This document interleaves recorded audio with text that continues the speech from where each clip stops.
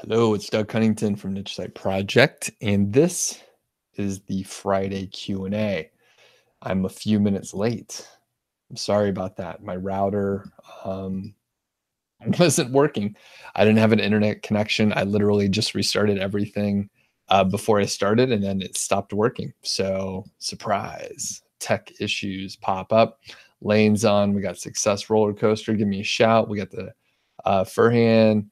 Awesome. One of my kind moderators. We'll see who else we have. We have Terry. We have Pre-Tam. And here's the thing. I'm going to talk about how I got my start. It always takes a second or two for the questions to roll in. I have a couple that people sent them in. They didn't actually send the questions in to be answered on the live Q&A, but they just were asking me questions via email, which, by the way, isn't really the best way to ask questions because one, email is the bane of my existence. But the other part is if you ask via email, it only helps you.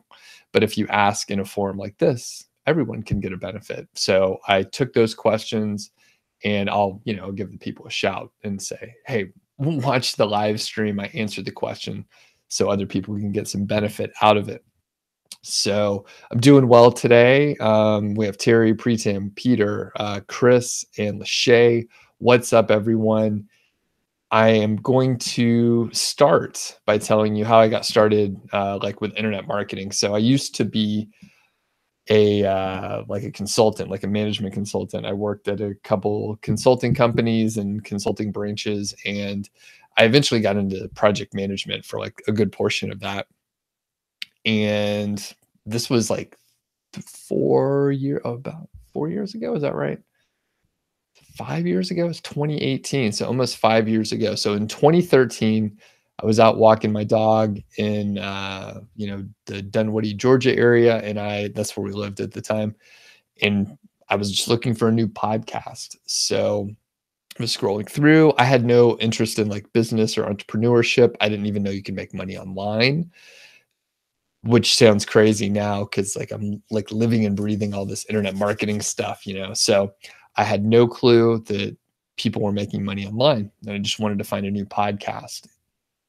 Sort of unrelated, but it will help you understand why I was like looking at podcasts. But I listen to podcasts all the time. So I commuted to work, a few days a week. I had a lot of downtime at work. So I literally could like listen to, 5 or 6 podcasts through the day, a few meetings here and there, but really I had like a lot of free time. And I was into beer brewing. So in 2007, I started home brewing beer, got really into it for probably like 6 years or so. And, I've tapered back a little bit with my involvement in the amount of brewing that I do. Any beer brewers in the crowd, by the way, let me know, if you're watching the replay, let me know if you're into beer or craft beer or you homebrew beer. And of course, if you're live in the chat, let me know too.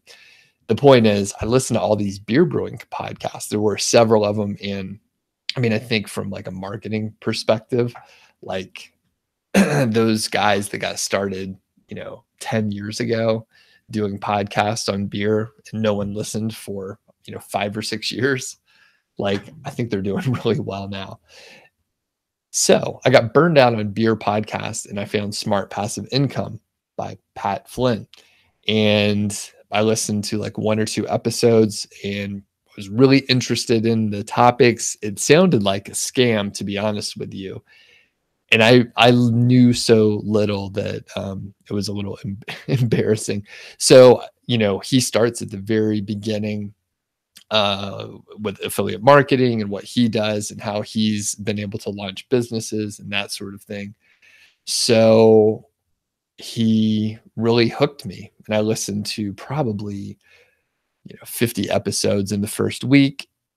He was rolling out new episodes every week. So I caught up fast. There were a lot of hopping off points. I found other podcasts from him, like learned about other marketing areas and that sort of thing. So it was fantastic. That's how I got started.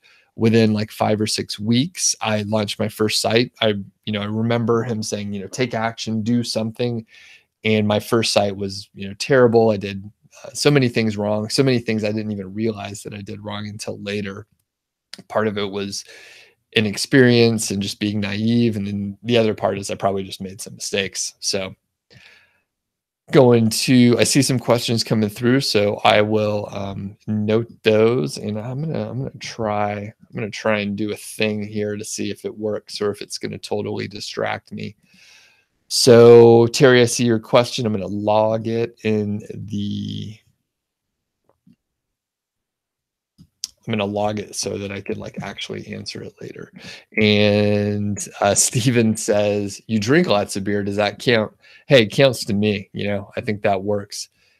Success Roller Coaster would like to drink beer, I think. Lane was into craft beer when you lived in Mexico. Well, that is strange. Very interesting. Was there much beer down there? Berries on and cool. All right. So we're starting to get the questions rolling in, but that is how I got started through the Smart Passive Income podcast. And I don't listen to as many podcasts now because it can be like totally overwhelming. And when you listen to too many, you end up comparing yourself to the people, and whatever they're covering on the podcast is usually like the highlight reel of someone's life. So even if they tell you they struggled for a few years ahead of time, you're only hearing the good part and you're comparing yourself to the good part, the highlight reel, the very best, thing that they've ever done because it's the most interesting and inspiring. However, you miss the 10 years where they were like making mistakes and they didn't quite have it figured out. Oh, Lance is on, my other kind moderator. Thank the moderators, please. They keep order in the house here, and couldn't do it without them. So next thing we have going on is the questions. So, and here's a fun thing. Tomorrow I am publishing a video where I homebrew beer. So I actually tried to do like a vlog style video. My editor crushed it. I think it's awesome. I was like recording stuff, and I had my dog out for the first time brewing with me since we just adopted her a couple months ago, and it was a little like distracting, like everything that I was trying to do at the same time: brew some beer, video, and like make sure the dog didn't get into trouble, like something like that while we were outside. And my editor did an awesome job. So right before I get to the questions, I'll mention an announcement. I didn't actually announce it yesterday, but I have a plan to publish about 1.5 videos per day, right? So I'm not publishing 2 per day, but 1.5 videos per day on average for the month of February. So I'm working with an editor, of course, which is why the editing has gotten a lot tighter and a lot better. I receive compliments on it all the time, but only after I stop doing the editing. And then I have a VA working with me. Actually, I interviewed her on the channel. So Mackenzie is helping me out a bunch, and we have a pretty good system going on. So look out for a bunch of new videos. And if you like them, it really helps me if you leave a comment, whatever it is, and like the video. If you like it so much that you shared it, that would really be awesome. But I appreciate the support from everyone. And by the way, if you want to like this video, that's really cool too. So I'm publishing a lot of stuff. Most of it will be marketing oriented, but I'm throwing in some vlog stuff just to see how it goes. And, it's kind of interesting to do different things. So without further ado, how about I answer some questions? All right. Terry said, you have a question about the keyword golden ratio. When you log into the keyword planner, it only gives you search results that are ranges. So how do you get real numbers? Okay. So Terry, the keyword planner has changed. So I actually have a video on that. So you need to use a different tool, basically. What tool? It doesn't really matter. A couple people, Lachey and Pritam, mentioned that they use KW Finder or Ahrefs. Keywords Everywhere. Terry, check that out. It's a free plugin, and you could do like bulk searches, and it'll spit out a CSV of the data, and then you can slice it and dice it. I like spreadsheets. It's kind of an easier way to deal with those things anyway. So, yeah, I would say Keywords Everywhere is a good place to start for a free option. And the tool that I typically use is Keyword Keg, which is part of the same like family of tools. It's the same company, right? Keyword Keg and Keywords Everywhere. I'm planning on doing some like not affiliate. Yeah, I guess I'm gonna check out some keyword search tools again, right? It's been a while since I've like downloaded a tool, paid for it, and tested it, see what I like and what I don't like. But I'm planning on doing, several of them. So, I'll do KW Finder, I'll check out Ahrefs, I'll use Keywords Everywhere, Keyword Keg. I'll probably do a playlist, compare them all. I'll probably place my affiliate links so that it's like worthwhile for me to do. From my perspective, I use the tool and it does the job. And I think most people should just pick a tool, use it, move forward. Of course, Terry, you got to get the real, data. And each tool, they do a little bit, they use a different algorithm to come up with their specific numbers. They're all estimates though. I mean, even Google, they're estimating per month, on average. Adrian, what's up? Good to have you on. And Stephen is mentioning Fort Collins is amazing for microbrews. Yes. And I spent a lot of time in Colorado, like actually, it may be close to like a year of my life through traveling and visiting, but I've spent a ton of time in the Boulder area, Estes Park, the Rocky Mountain National Park area. I have a good friend that lives down in the Parker area, which is a little south of Denver. So really familiar with it. I've only been through, I've driven through Fort Collins probably like 8 times or something, but I've only stopped a couple times to actually drink there. So it's pretty awesome. It's a pretty good town. And one of my favorites in that zone, Stephen, is that where you're located, Stephen, by the way? I really like Oscar Blues, and that is in Lyons, Colorado. I drove past it all the time in the canyon there. But yeah, I went there like in 2002 or something like that. So anyway, and Lane says there's a lot of craft breweries popping up in Mexico. That's cool. Pre-Tom says, how can I give more link juice to your homepage? Get links to your homepage. Hiking Gear, what's up? Peter says, how can I tell if the URL I purchased was penalized before I got it or if my content is garbage? Okay, so number one, the way you could tell is register your domain with the Search Console, and then it'll tell you if there's a manual issue or some kind of penalty. And if your content's garbage, you may need to ask a clarification question. You just need to, read it, see what you think of it, compare it to the other, niche sites out there in the same area, and then that'll give you an idea whether or not, it's good. But basically read it and make a subjective opinion. So Lachey, does the homebrew beer taste different than Bud Light and other popular beers? They all have the same taste to you. So no, that like it could be, whatever. There's, couple, or let me just keep it simple. There's over 100 like general styles, and they could be very different. So a Bud Light is like an American light lager, and you can have like we're talking Colorado beers. So there's a left-hand milk stout, and it's like chocolatey, and it doesn't taste like milk or anything. It's like a throwback name, but it's sort of sweet and chocolatey and rich, and it has more like dark malt flavors, where a Bud Light is, there's some flavor. There's like really light malt flavor, and it's, fizzy, but there's not a ton of flavor. I mean, it's supposed to be like that. So if you try to Bud Light and like a milk stout from Left Hand, you would be amazed at the difference. So, okay. Success Roller Coaster says, funny that writers on Upwork are writing for people. They may as well start with affiliate marketing, create their own blog, and they would generate much more.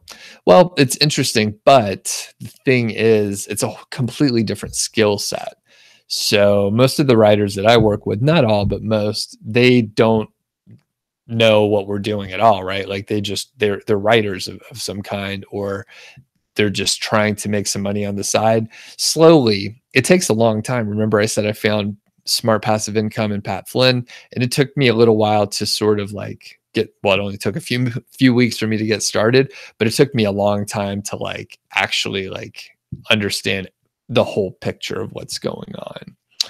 But, it's totally different skill set. So some people don't really want to get into it, even if they know that they could make more.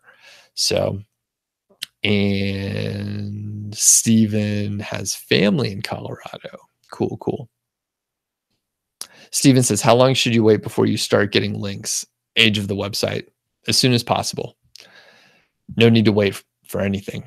Peter says, you wrote a 2,000 word article, best of, with a KGR of 0.085, and in 2 hours it ranked 140th, and then after 6 hours it disappeared. It's a 2-month-old site, 14 articles, 0 traffic. Just I would say just be patient. Yeah, just if you just published it, to be honest with you, if you're looking in 2 hours and 6 hours, you can just chill out. Come back in a week or a few weeks and check it out. So but yeah, be patient. These things take time. What I typically find is I'll publish a bunch of articles. They'll rank a little bit for some long tail keywords, but after a few months, like that's when it really, like, you'll start getting more traffic. I was just looking at one of my other sites the other day, and I saw, published about 100 articles in July and September, and traffic started picking up in November, December. So it can take a little while for it to really move. It's a great way to get started, getting a little traffic, but if you wait a little while. And your site's super young, 2 months old, yeah, you got plenty of time. Terry says, are you allowed to have videos, YouTube videos? Yes. If so, if we write a blog and have a video embedded, yep. So just grab the embed code and put it in. Paul is on. What's up? And another fan of the left-hand milk stout. Paul says, do I buy stock photos to put on the site? No, I don't. I usually get Creative Commons images just because I kind of like the more authentic style rather than a stock photo that's too professional. A couple here and there may be nice, but I prefer having like a site that looks more like a blog. And in that case, do I worry about duplicate photos? Not a ton, because not as many people pull Creative Commons. You have to give attribution, which I don't mind, right? It's not a big deal to do attribution. And Lance, yep, is mentioning that I do recommend putting videos. Embedding videos is good. Terry says, you always worry about breaking the terms of service. That's a healthy fear to have. I think that's a good thing to do. TT says, the different keyword tools show different search volumes. So basically, everyone's using an estimate. Just pick one and use it. It doesn't really matter as long as you get the relative idea of how different keywords relate to each other, but the specific exact number doesn't matter a ton.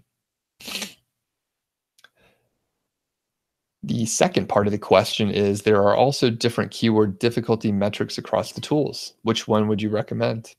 I don't know. I haven't tested them all. I know that generally my experience is, at least for like Longtail Pro, the keyword competitiveness number isn't very reliable. For the other tools, I'm not really sure. So I would say don't rely on any of them and use your own intuition. I highly recommend the keyword golden ratio. There's a link, by the way, in the description of this video for a few playlists. I encourage you to check it out. So there's a keyword golden ratio playlist, keyword research, link building, and SEO. Basically, not all, but I would say like 95% of the questions, like if you watch those playlists, like it answers them at some point. I'm happy to keep answering them here, by the way. And quick note, I want to get everyone's attention. If you haven't liked the video and I answered your question, will you please hit the thumbs up and like the video? Additionally, if you're watching the replay, that's really cool. I'm hearing a lot of people do watch the replays later on. Feel free to comment and you could ask a question down there and I'll perhaps include it in the next one. I'm trying to stay on top of the comments. So yeah, leave a comment. Or if you're watching live, if you have the ability later after we're not live to come back and leave a comment. I hear that's, you know, a couple people in these chat sessions told me, get the comments. That really helps. So anyway, if you could support me by, you know, interacting with the video in some fashion, that'd be fantastic. Thanks. Vituta says, when I create a new page with an article, should I submit sitemaps again or ask Google to index the site? I usually don't. So, I mean, it'd take forever if you did it every time and you're publishing a lot. My sites, typically they get indexed pretty quickly. The only time I would like ask Google to fetch it is if I made some significant changes, or if I was like looking at changing one post and then I wanted to have it fetched and re-indexed quickly. So yeah, so I don't worry about it, but totally up to you. I mean, I think it's kind of, you know, it's kind of a waste of time. All right.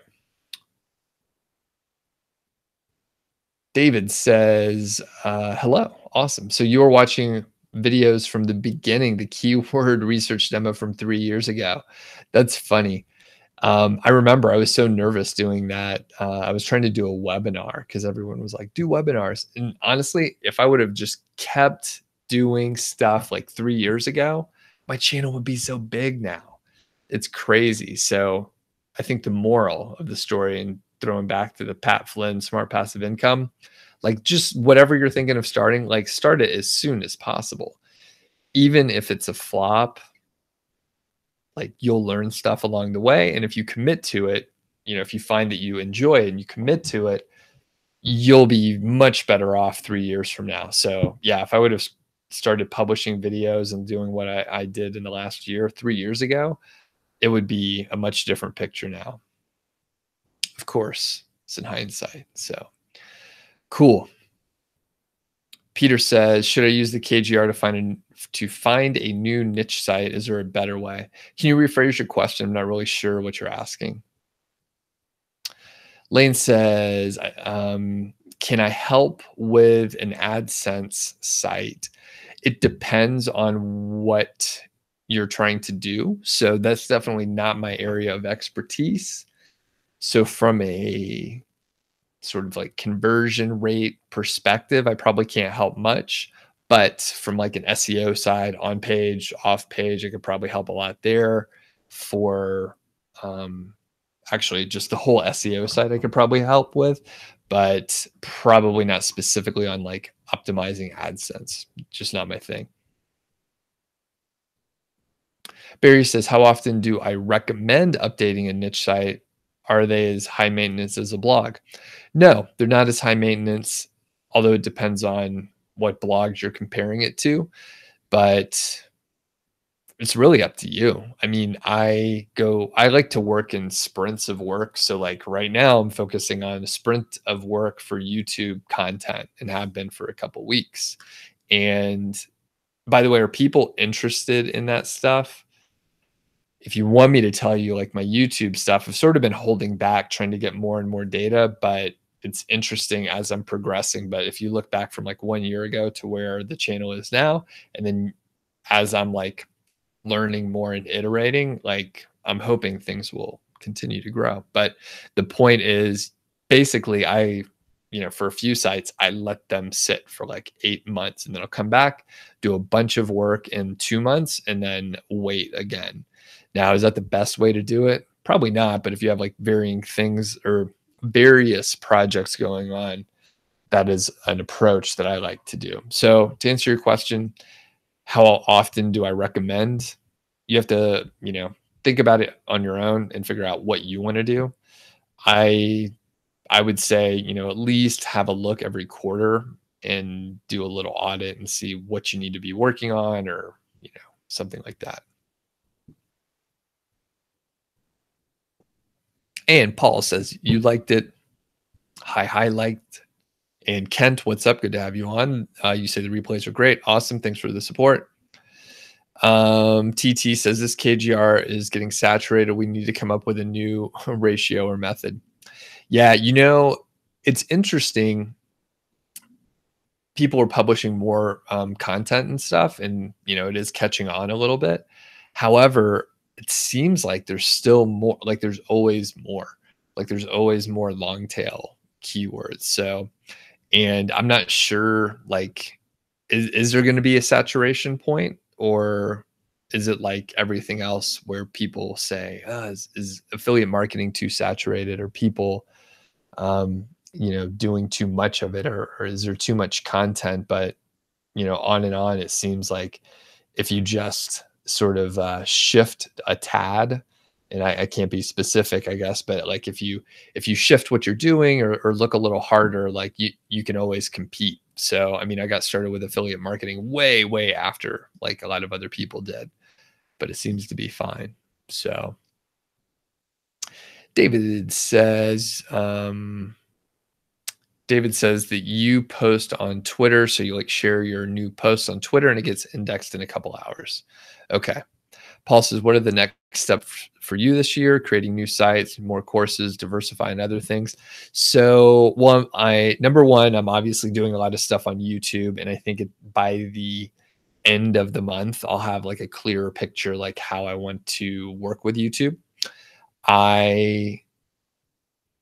Paul, as you know, you were in the pilot course for the productivity course. So part of, the YouTube effort is to get more Amazon affiliate stuff where like I see the things that people are interested in and like really try and own the space there. I think I'm putting out information that's really good, but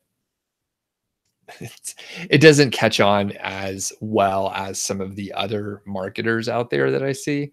So I'm trying to figure out how to like balance the marketing part of it and the content. Because I think I know and like practice a little more detailed Amazon affiliate marketing than some of the other people that have channels that are doing really well on the topic.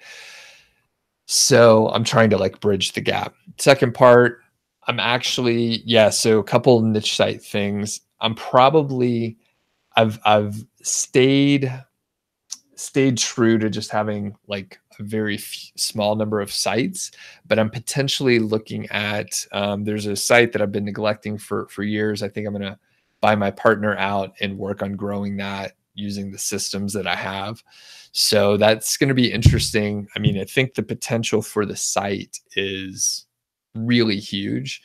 And that's kind of like one of the issues that we had. So my partner and I, like, we didn't want to, it was always the sort of second, like a side project for both of us. So we didn't really spend as much time on it. So every now and then we'd put some work in, and, revenue's moving up a tad. But anyway, I think I'm going to rebrand it. I'm probably going to do a lot of link building to it. So cool thing is the site's been around for a while, has some great links, but not fresh links.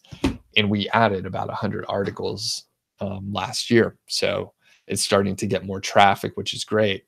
And I could just pour some gas on the fire by getting some backlinks. And I think the site could be great.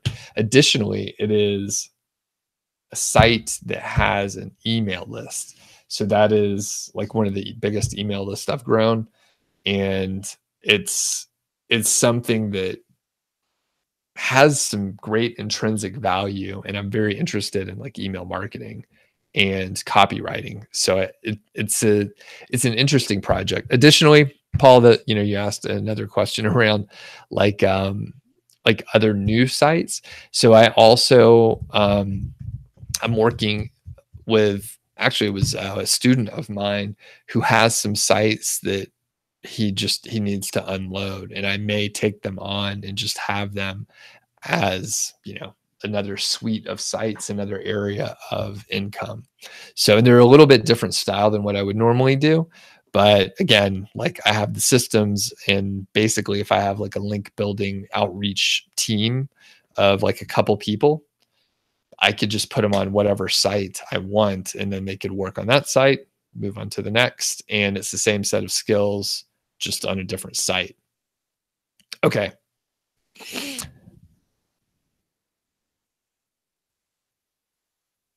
And let's see, what's up, folks? And okay, and Peter clarified how to find a new niche site topic to start a new niche site. So you just brainstorm and come up with some ideas. I'm not sure, like, what issue are you having? I believe, if you just brainstorm, go take a look at Amazon or whatever affiliate program you want, and then you can start narrowing it down from there. So after you figure out the products that you want to cover, then you can do the keyword research, find out if enough people are searching for it. So I'm not sure what your hang up is, Peter, but if you want to ask follow-up questions, feel free to. Hi says, on your process of hiring writers and setting up their work, do I have them do most of the research on what they're writing about, or supply them with enough details? I usually let them do the research, but they have a specific format that they're working on. So it's kind of like pretty straightforward for them to do the research. If I want something, there's rare occasions, probably 10% of the time, where I want a specific, thing done. Maybe I'll write an outline. You can refer to the RPM research paper method or the FAQ method. TT says, you found a 0 competitive keyword with KGR. Later, you found a SERP is full of ecom sites for the keyword, and the whole effort went in vain. There's more to the KGR. It's not the be all end all. Yeah, you're exactly right. So here's the deal with the KGR. First, watch the playlist in the description. So watch the playlist. The real deal with a KGR is I made it to be simple. If I put the 15 or 20 caveats in there, it becomes quite complicated.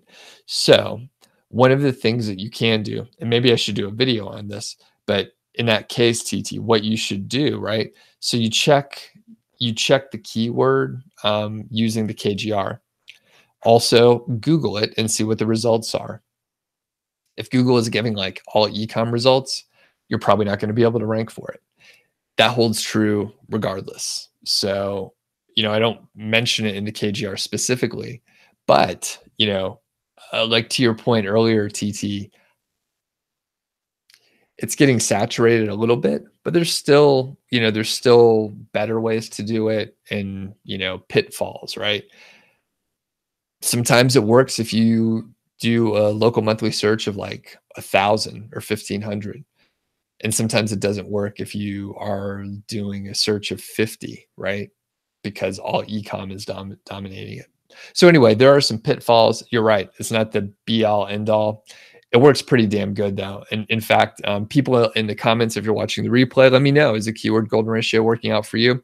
And then people in the chat, I'm sure there's probably like 10 people who have published stuff and it works, right? So yeah, not all of them are going to work. You kind of have to do a volume play for it. So if you publish one and think you're going to, be able to quit your job or make a bunch of money, you're probably not going to be able to do it, right? But if you publish like 50 or 100 articles, you're going to get about 5 to 10% that don't do well at all. Like you said, you'll get 5 to 10% that are really awesome and exceed your expectations. And then the rest of them, they're probably going to rank okay. So, you got to publish a lot to make this work. TT says, if you discuss your keyword with your content writer, isn't it risky? What if they leak your keywords to other people? How likely is it? Don't worry about it. It's all execution, right?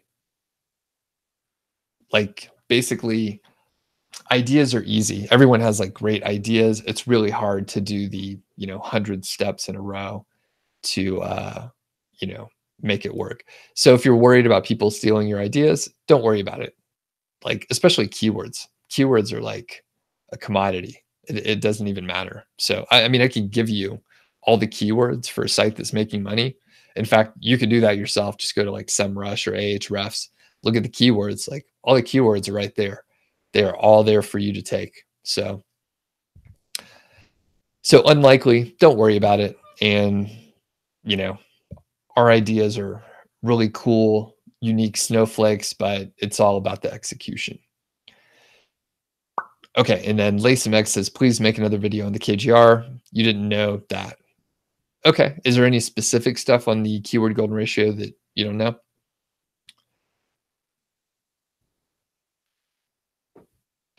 David says, you'd love to ask questions, but you have to read all the content first and put it to the test and ask if I get stuck. David, that is the best way to do it, but feel free to ask questions. Like just the fact that you said that, really appreciate it. I mean, the fact is, what will happen in this live stream right here, right now, in about another 10 or 15 minutes or so, people will ask questions that were already asked earlier in the video. And it's like, if I'm going to do live streams, that'll happen. And so I appreciate it, David. If you have questions, feel free to ask. I know that because you mentioned that, you're probably going to have like a well-informed question. Those are the good ones to ask. Additionally, here's the reality, right? I think I have like 400 videos on the channel. It's not fair for me to think that someone has watched everything. So every single video could be the first time that someone is watching. So I have to keep that in mind, and I may be able to reference another video, but as it goes, I'm probably going to be, updating or referring to old videos. And like I said, I can't assume anyone has seen any other video ever. Okay. Marcel says, on the org chart for freelancers, I talk about writers and content editors. Do you have a separate team working on blog commenting and link building? Yes. Technically, in my case, some of the people did both, but not at the same time. So for example, I asked a content editor if she was interested in doing some other work for me. She was. So I had her do some of the blog commenting and link building. So you can move them around, but they shouldn't be working on the same, like on both teams at the same time. They're separate efforts. And best case scenario, like if you have the budget and and you want to, you can have like a content team, and then you have like your outreach team. Paul says, which tool do I check backlinks with? Ahrefs. Ahrefs is awesome. Band says, would it make sites on trending topics? No. I'm not saying it's a bad idea, but inherently, like it could be something that, is a flash in the pan. So you spend all this time on a site and then it like loses popularity or something. Like fidget spinners, right? Like if you did a whole niche site on fidget spinners, the popularity is probably going to go down, is what I expect. And, it's a little more risky unless you're into that. TT says, how many articles with how many words do you recommend for a new site? So 10, I would say 10 articles. And then for the amount of content, I would say if you can, do on average about 1,000 words for most of the articles, that's good. And then the rest of them, maybe make them 2,000 to 3,000 to start off with. And Julius says, you learned a lot from the channel. Thanks. Thank you. Thanks for watching. And as we're running out of questions, feel free to ask more. But if you enjoy the video, if I answered your question, here's a good cue. If I answered your question, hit the like button. If I answered multiple questions of yours, like some of the other videos too.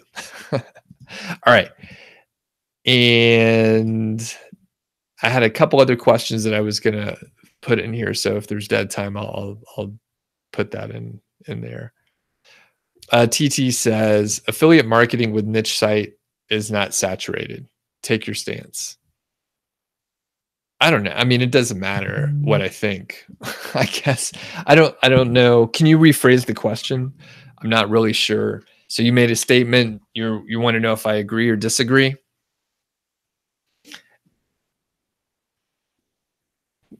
Is it saturated? I don't know. Does it mean you can't make money? No, you could definitely make money with niche sites. You could start a new site and make money in like 6 weeks, right? So, and people in the course, literally, a couple people that were in the chat that I saw started a site and they made money within like a few weeks, right? So, is it saturated? Maybe, but does it mean it's not a viable option? No. So, I'm not sure. What do you think, TT? What's your stance on that? Paul says, how do you know the guest posts you make are not part of a PBN and how it might impact your site too? So typically PBNs are really easy to identify. Usually you'll see links to like random affiliate sites, and the majority of the posts are like links to affiliate sites, a lot of times with like exact match anchor text. I was doing a coaching call the other day, and I mean, it's obvious once you start finding them. And then once you see a few of them, it's really easy to tell them apart. So basically, you could tell really easily. Vitautas says, how many backlinks to start with for a new site? As many as you can. Yeah, as many links as you could possibly get. But I think you probably want to ask a different question if you want to try again. But yeah, for any site, new, old, whatever, as many links as you can get. That's how many you should get. Beth says, what's up, Beth? Good to have you on. Which is better for SEO? Individual article pages or a blog format? Doesn't matter. So it doesn't really matter. It's more important with the titles and the URL. I typically publish posts, and I think you're saying post versus pages. So I usually do posts, just that's kind of what I like to do. It doesn't really matter. Posts or pages are equivalent. And I don't like to have like the homepage with like all the recent blog posts in full text. Like I don't like that. It's kind of an older style, so I don't recommend that. And Beth, I'm not sure if I answered your question exactly. So if you want to clarify, let me know. Barry says, you're starting from scratch with a new site. How do you first start to build links and get traffic? Blog comment. So blog commenting will start, we'll get links for you. And then people will follow those links from the comments, and then you'll get a little traffic. Not a huge amount, but you'll get some. And I have a method where you use it. You take advantage of a plugin called Comment Love, where you will get a couple. Again, you're probably not going to rank solely using blog comments, but then you're able to get a few do follow links, like 5 to 10% is what I've seen. Just kind of on average using that Comment Love idea. I have a video on blog commenting. So if you go to the channel and just search for blog commenting, you'll see the way. It's actually an older video, but it's still effective. So if you check it out and utilize it, you can, that is probably how people start making money so quickly. You publish a couple KGR articles and, do some of this blog commenting. Should be able to get traffic. All right. TT says, I just said as many links as you can get for a fresh site. Really? Doesn't it hurt Google? There should be a threshold for link building for a new site. I just can't flood my new sites with backlinks, right? I don't know, man. How many backlinks can you actually get in, say, a month? So if I so answer the question, TT. So if I was like, get 150 white hat backlinks as quickly as possible, do you really like, will you be able to do it really quick? I don't think you can. It's a lot harder than you think. That said, the site, like I know of a site where they went out, they were getting, 50 to 100 links per month, and their site is doing awesome. They're making lots of money, and they have a team working on it. They had budget to invest. And yeah, I challenge you, TT. I mean, if you think you can get them fast, you should be making just a lot of money. And yeah, so basically, if you're getting bad links, yeah, don't do that. But if you're getting good links, you're not going to be able to do it as fast as you can. And then your second question is, does the Google sandbox really exist? I think so. Peter says, some recommendation to put your picture and about yourself. How do you represent yourself or business on your niche sites? Usually it's good to put a persona. Peter, I highly recommend you check out a few of the Amazon affiliate teardowns. So I talk about pages and a video coming up. I may even be able to tell you when it's coming out, but I have a video coming up where I look at 3 different about pages on 3 different sites as part of the Tuesday teardown series. So Tuesdays, I'm going to do Amazon affiliate teardowns. So one's coming out, but basically it's good to have like some authenticity on your about page. Do it however you prefer, but having a picture is good. It doesn't have to be of you, right? You can have a fake persona, and that is all right, like a pseudonym, a pen name. Barry, good to have you on. Lane says you got a new site and you're getting white, and yeah, getting white hat links is not easy if you're trying to do it quickly, or you can't do it quickly. Yeah, basically, I mean, even if you have a team working on it, you're not going to be able to exceed that. Yeah, TT. Yeah, let me know. Let me know, man. Band says, any specific affiliates other than Amazon that you recommend? No, but I would say, take a look at your niche, take a look at, what you have available. So off the bat, it doesn't really, I don't have anything to recommend because it would just be arbitrary. So look at your niche and figure it out. How many sites do I have? A few. Lane says, you're dealing with it right now. Must be the Google sandbox. Yeah, for sure. Lay some eggs. Yeah, so watch the replay later. You keep losing power in the snowstorm. Yeah, we had a little snow here in Bozeman this morning. Matthew says you just hit $125 in your 4th month on Amazon. You did nothing in January and revenue doubled. Once again, despite the hate for the KGR, it works and you love it. Traffic has doubled in the last week of January. See, and that's a really interesting thing. Like, you're on a growth path. So it's really unusual to have growth after December. Usually everybody takes a dip. So you're on a growth path, Matthew. And actually, you may be interesting to interview on the channel if you're up for it. Let me know, Matthew. I know we exchanged a couple emails in the past when you were sharing results. So really cool to hear.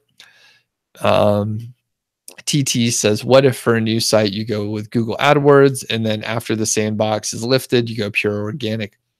Sounds awesome. Let me know how it goes. Usually you won't be able to make money. The margins are too small. And unless you're like a magician with AdWords. So TT, how many links do you think you can get in 1 month?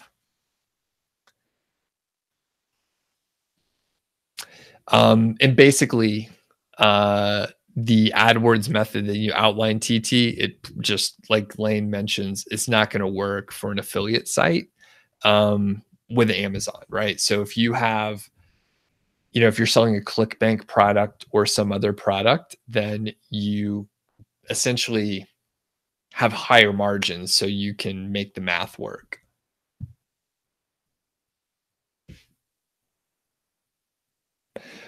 Okay. And Peter says you just Googled the sandbox. You've never heard of it. So it's kind here. It's a whole other story. So I'll try and tell it in a brief way. How many people, by the way, let me know in the chat and let me know in the comments. Like, have you heard of this Google sandbox? Do you believe in the Google sandbox? Is it like, Bigfoot? It doesn't exist, but we see signs of it all the time.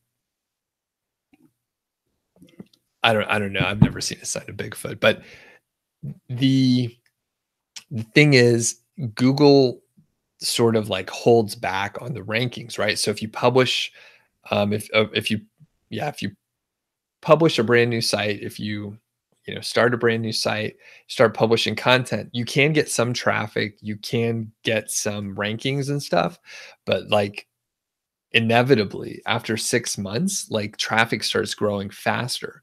So I've had people who, they worked on their site for 3 months. They were like, this isn't working. And they stopped. And then once 6 months hit, like almost to the day, their site starts getting in more traffic and it just keeps growing like for the next 6 months or something like that.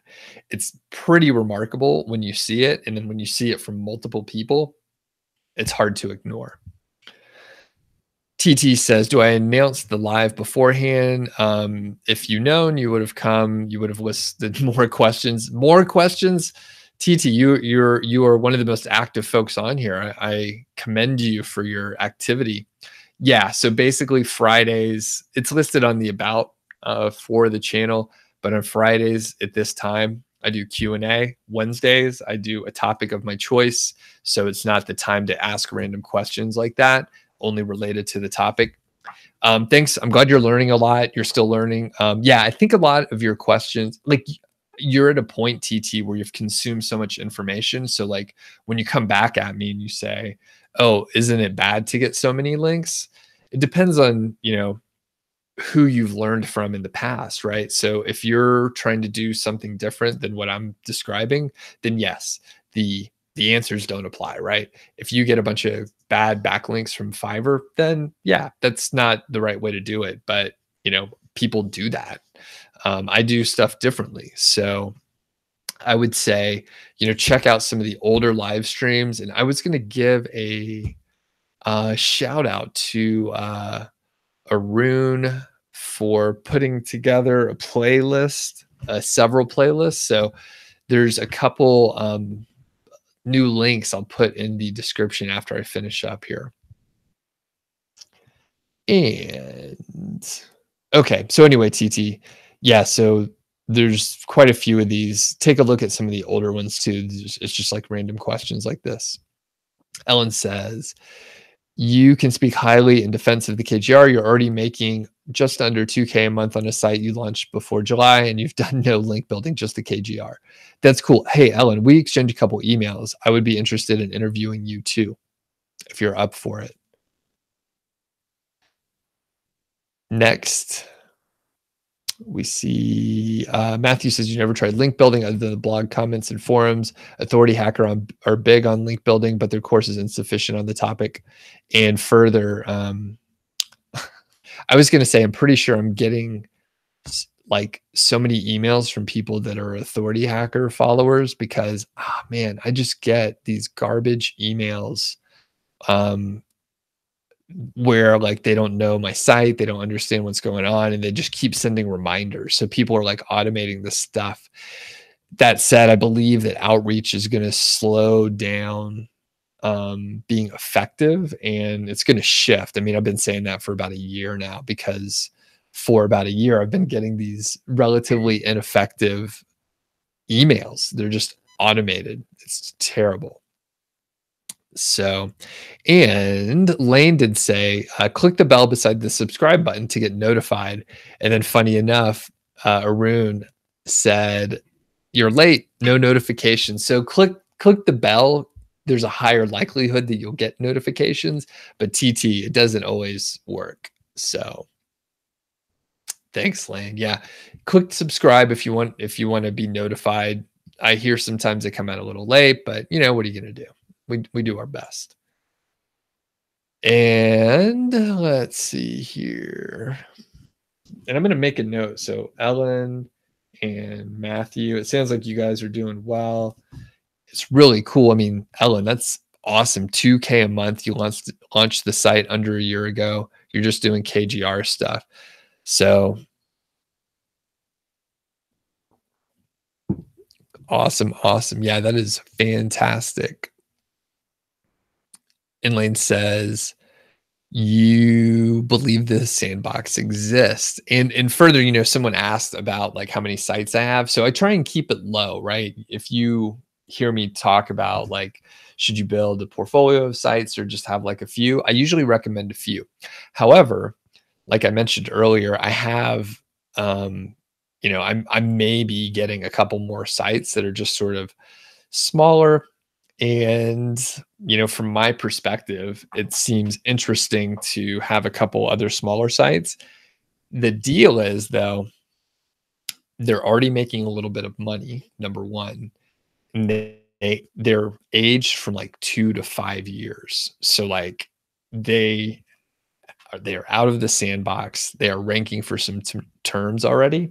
And it's just really helpful to have that in play already. And if you add KGR content, like it kind of solves the problem.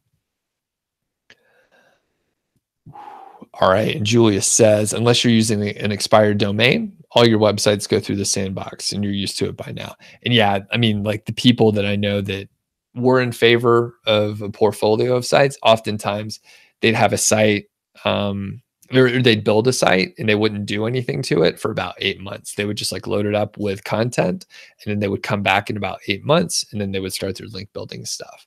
However, like I mentioned before, if you do come out and you do a lot of brandable, come out of the gates, you do a lot of brandable backlinks, anchor text, then it's pretty effective. All right. Okay, I'm catching up. Do I know of any books to help with writing content? You know what? I do have a book. It's in the other room. I think it's called Everybody Writes. And Google it and check it out. But yeah, I found it pretty helpful. I mean, I got it in the last year, and it's just, it's about writing content for, online purposes. So Paul says, how much do I pay to outsource comment writing on other blogs? So I paid $9 to $10 an hour, which is on the high side. But like I mentioned before, those were actually people that were working with me as content managers already. So I was like, we already had their price and their rate, and they did a good job. It was worth it to me. They worked very fast. We ended up getting like a 45% conversion rate. It was insane. Hi says, does the KGR come pretty natural when having a longer article, say 2,500 words? No, because you have to make the title the KGR, like phrase. So long tail keywords, sure, but not like just by accident. It doesn't happen by accident. Ellen says, sure, you would love to do an interview. Awesome. You wanted to wait till after December just to make sure it wasn't due to the holidays, but holy cow, that's awesome. Really cool. Congrats, Ellen. I mean, that's fantastic. And I'm trying to remember, like we were yeah, I think we exchanged an email. Are you in like Indiana or something like that? I feel like I remember that for some reason. And Theo's on. What's up? Good to have you on. Hi, took a lunch break so you could watch live. That's cool. Appreciate that. And Ellen says, you've been doing internet marketing for years, and KGR was a game changer. No one else was talking about it other than me. And if you've kept going, you wouldn't have had the success. That's awesome. Really, really cool. Thanks for saying that. Barry, you're welcome. Have a great weekend. TT says, can you use an expired domain to get a new site over the sandbox, or is there another sandbox? So here is the thing, TT. Yes, you can use an expired domain. It's better to use a non-expired domain. However, here's the problem. If you have to ask the question, you don't have the skills to check to see if the expired domain is good. So don't use one. Okay. So it's one of those, it's an interesting thing that happens when I answer these questions over the last year. But many times, if you have to ask a question about a certain thing, it means maybe you shouldn't do that certain thing. Now, there's a whole other set of questions where it's the opposite. Like if you're asking, hey, should I publish 10 articles or that are 1,000 words, or should I publish 5 articles that are, twice as long? Just pick one. That doesn't really matter. But if you're asking about like, could I use an expired domain and maybe like get out of the sandbox? You don't have enough skills to check. So the thing is, you shouldn't really try and shortcut things, TT. I was doing some outlining for some videos coming up here, and like one of the points that I made is like, if you try and do anything that will like make things go faster, or you're trying to get a cheaper deal, it's probably the wrong thing to do. So I'll say that again. If you're trying to take a shortcut, if you're trying to do things faster, if you're trying to do things cheaper, it's probably not going to work. So as you're moving through and learning things, anytime someone is telling you, hey, here's a shortcut, you probably shouldn't trust them. And then the other part is it's probably not going to work. So just remember that as you're moving through. Here's the advice that I can give you. Everything's going to be harder than you think. It's going to take twice as long, and like way more things are going to go wrong than you think. So everyone remember that as you're moving through. And if your expectation is that, then, you'll be sort of happier overall. But everything is going to take longer than you think. All right. Paul says, do I go to IM or affiliate conferences or events? No, you know what? I'm not against it. I've only been to one conference, and it was it was the Converted conference put on by Lead Pages and Drip. So that was really cool. That was like the right group of people, really enjoyed it. I don't think I would particularly enjoy an internet marketing and affiliate conference.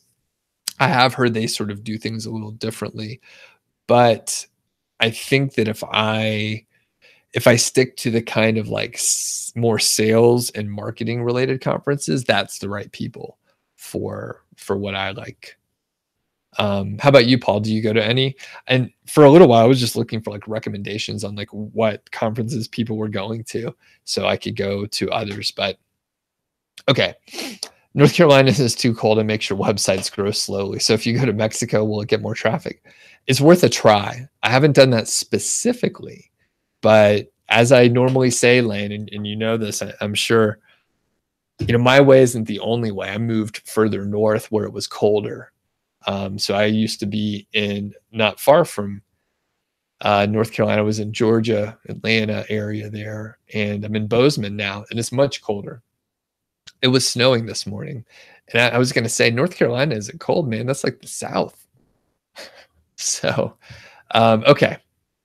And my bub says it's good advice. Thanks. I think, if you just remember, like, play the long game, like just take your time, like anything with a shortcut, no matter what it is, like a crash diet or something, like the crash diet is not, like, whatever it may be, it's not sustainable, and you're better off with like a less aggressive diet that you can stick to, All right.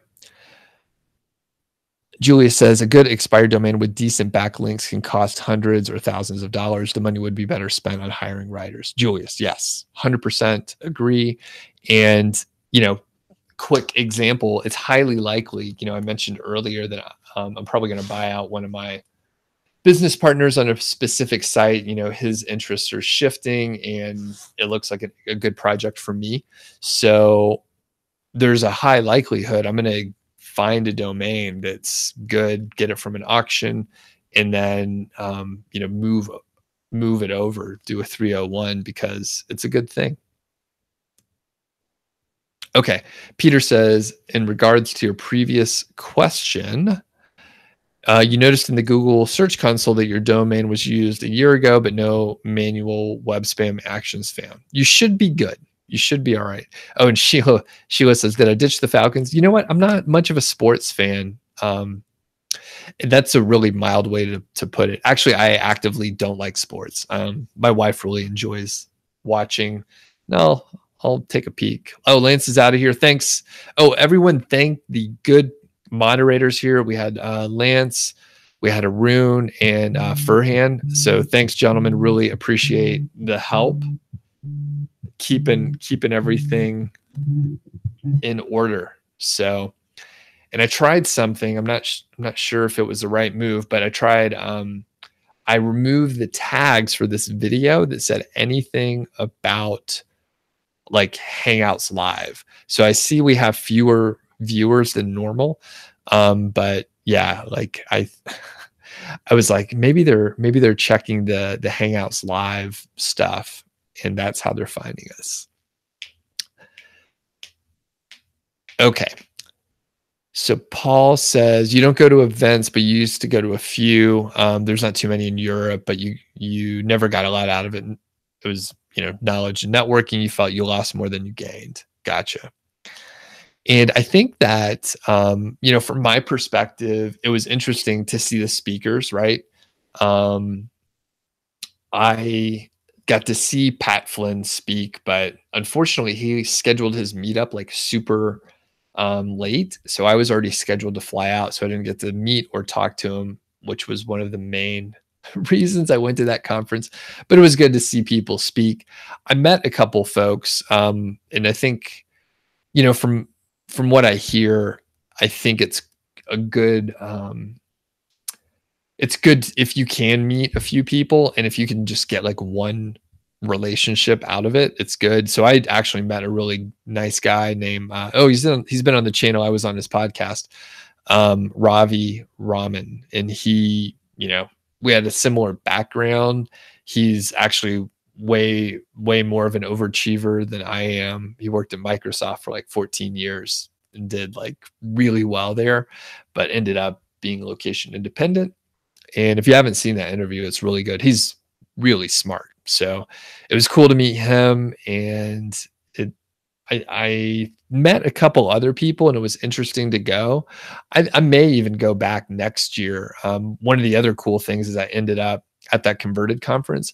I randomly ended up talking to one of the speakers, so one of the early speakers, and he was awesome. So I chatted with him like on the cocktail night or whatever, and then ended up like hanging out with him and his crew all through the evening. So went out to eat with him, had drinks with him, and yeah, it was really awesome.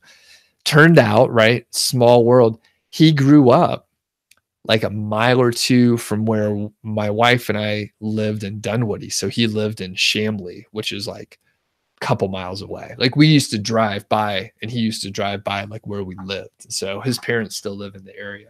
So anyway, really cool guy. And you know what? I can't remember his name off the top of my head right now. It's been a few months, but okay. Let's see here. There is a service. Oh, Paul, there's a service called Spamzilla to check if old domains are good or spammy. Yes, I've heard of that. I've never checked it. Peter, thanks for hopping on. TT, cool. Paul says no trolls. Yeah, we've been doing all right. So Sheila says, you figured I'd be laid out after recovering from last night after going 31 days cold. Yeah, so quick recap. Actually, really cool. I'm going to do a video on how I used ideas from the power of habit to stop drinking alcohol for the month of January. So you may hear my voice is a little scratchy. I had a homebrew club meeting last night, which was cool. Got to catch up with some friends.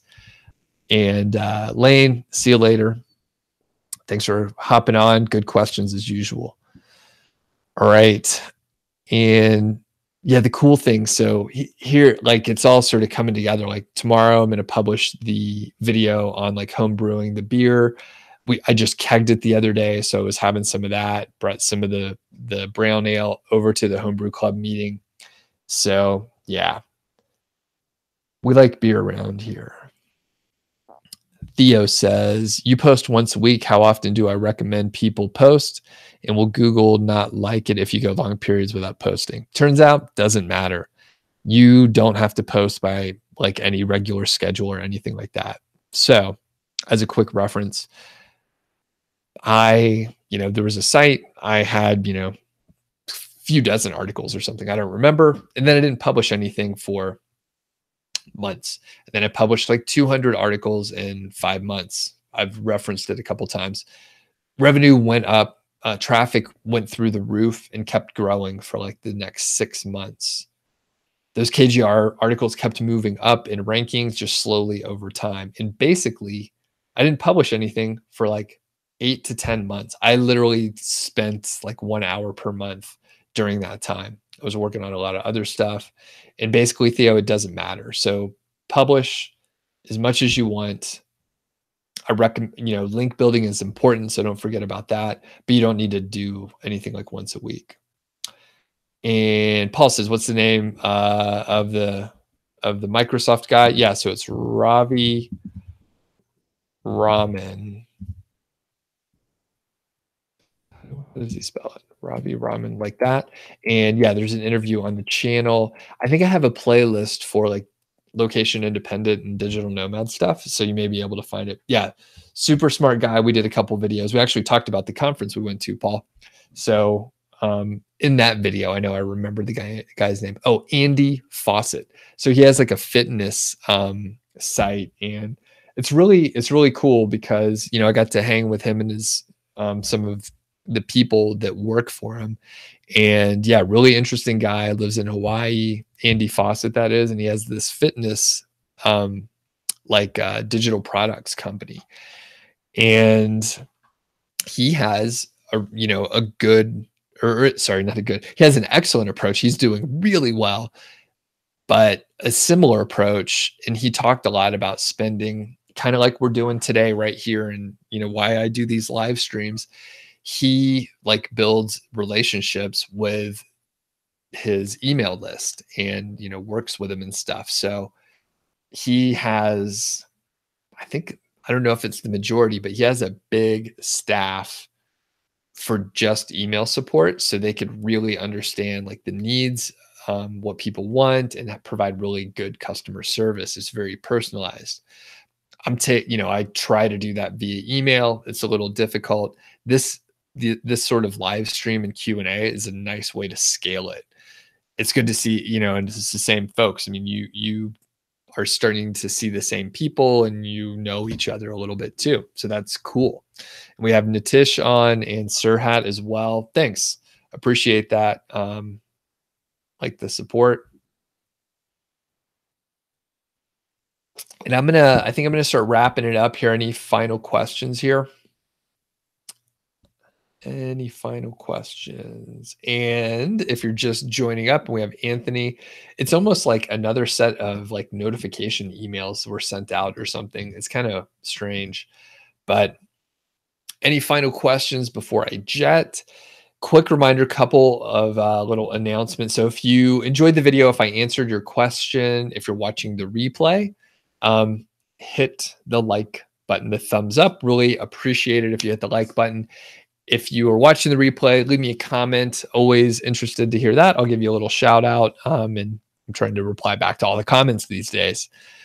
Sirhat says, when will the next live stream be? It'll be Wednesday. So I encourage you to check out the about page for the channel. I'm planning on publishing like 1 to 2 videos per day for February. So keep an eye out. I'm trying to like slice and dice things a little different. Oh, and Marcel too. Marcel is a moderator too. I forgot you were in the house. Thank you. Appreciate it. So basically I'm publishing a lot, and I hope it's going to go well because it's been a lot of work. In fact, I'm supposed to shoot 5 videos today, right now. So, all right. Let's see. Okay, see, a couple more questions were sent in, so I'll hit those. Paul says, do I create product reviews on specific products, or just best type articles? A little bit of both, but mostly the best type articles. Anthony says, when will I do another collab live chat with another AA user?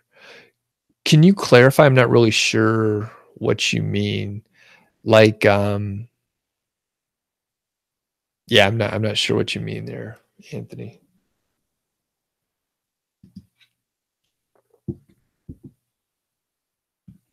All right. So while that's setting in, like with Alex. Oh, you know what? Alex and I haven't talked about it. We usually do our live streams at kind of different times. So when he does his, that's usually when I'm at the gym. So we haven't scheduled anything, although I'm planning on interviewing and having him on my channel a little bit more. So yeah, we'll see how it goes.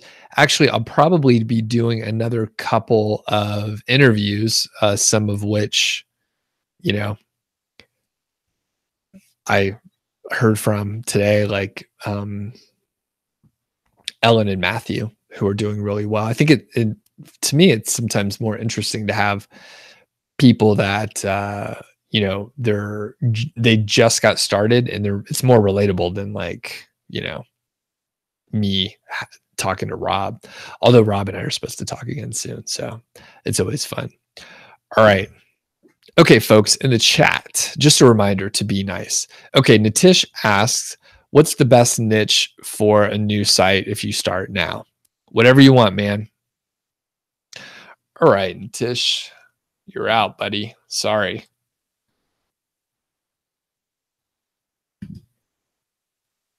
So, quick note. We need to be nice in the chat. So, I don't think it was a troll or anything. I think it was just, no offense, Nitish. It was a dumb question, right? What's the best niche? Whatever you want, man. You just pick whatever niche you want. My advice, maybe watch some other channels. You may be better over at Deadbeat Super Affiliate. Go ask him the question. So, all right. And you know what? Let's recover a little bit and not end on that note. So I'll tell a quick story if I could figure one out here in the last couple minutes. Oh, you know what? Here, I brought this book just in case. I just had dead time, and I do. Essentialism. Has anyone read Essentialism by Greg McKeown? Really nice narrative. It has some similar ideas as The One Thing. So I read The One Thing first, and you know, it was fine. When I think back, I think I prefer McEwen's take on similar topics. Like I said, I kind of appreciate the narrative a little bit more. And McEwen went, let's see, he has an MBA from Stanford, and he did, I can't remember where his undergrad was, but I think because of that, like, I enjoyed the writing more than The One Thing. Both are very similar, and I think that it's a good way to sort of narrow things down. Obviously, essentialism is helping you narrow things down to the most essential things and get rid of the trivial many, right? So that's how McEwen mentions it in the book. I think both books are great, and depending on like what you enjoy reading, you may enjoy one over the other. So The One Thing, I felt like it was just a little more self-helpy and a little like softer. I can't remember who wrote those. And yes, Anthony, I will place the description or the names in the description here in a second. The One Thing and Essentialism. And cool thing, I'm planning on doing book reviews on both. And I'm looking to I'm looking to like read more biographies coming up here in the next year.